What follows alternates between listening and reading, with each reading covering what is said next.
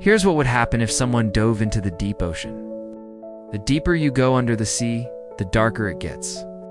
As light travels through water, it gets absorbed and scattered by water molecules and particles suspended in the water. This means that at about 660 feet below the surface, it would be too dark to see anything, including your hand in front of your face. And the deeper you go, the more pressure you'll feel. At a depth of 100 feet, the weight of the water above you would be equal to the weight of an elephant standing on your head.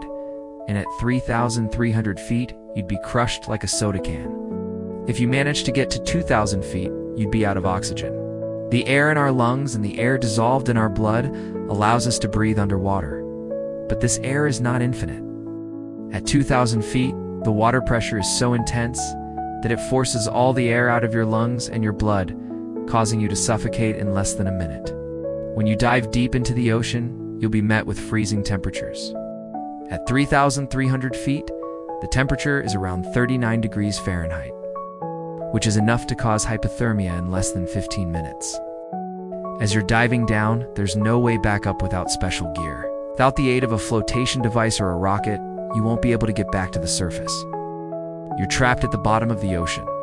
If you're lucky, you might meet some deep-sea creatures like jellyfish, squid, and maybe even a whale or two. But if you're unlucky, you could get tangled in a net or worse, get eaten by a shark.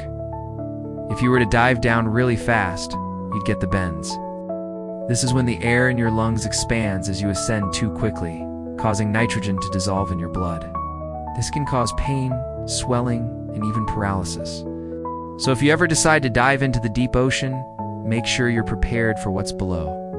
With proper training, equipment, and a buddy, you can have a great time exploring the underwater world. Just remember to stay safe and follow the guidelines set by experts. After all, the ocean is a beautiful and mysterious place, and we want you to enjoy it for years to come.